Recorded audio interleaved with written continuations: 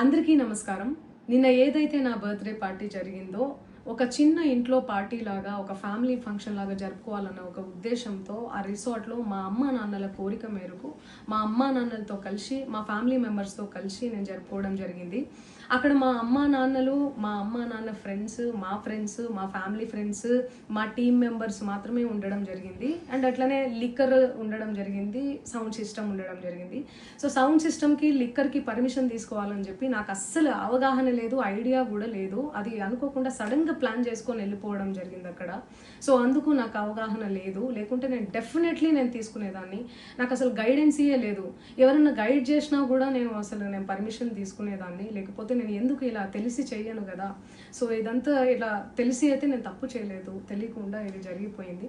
And అక్కడ local liquor తప్ప అసలు వేరే ఏ ఇతర పదార్థాలు, మత్తు పదార్థాలు కానీ వాడడం అసలు జరగలేదు. అక్కడ దొరకలేదు కూడా, పోలీసులు సెర్చ్ చేసినా కూడా. అండ్ అక్కడ ఎవరికైతే పాజిటివ్ వచ్చింది అని చెప్పి పోలీసులు చెప్తున్నారో ఆయన ఎక్కడో ఒక చోట తీసుకున్నాడు, ఎప్పుడో తీసుకున్నాడు అని చెప్పి తేలిందని చెప్పి పోలీసులే చెప్పారు. అండ్ అది ఇన్వెస్టిగేషన్ కూడా జరుగుతుంది. మేము కూడా పోలీసులకు కోఆపరేట్ చేస్తున్నాము. అండ్ నేను ఎందుకు ఇలా చేస్తాను, అసలు నాకు తెలిసి ఎందుకు చేస్తాను, మా అమ్మా నాన్నలతో దట్టు మా అమ్మా నాన్నలు పెట్టుకొని ఇలాంటివి నేను ఎంకరేజ్ చేస్తానా, ఇలాంటివి చెప్పండి.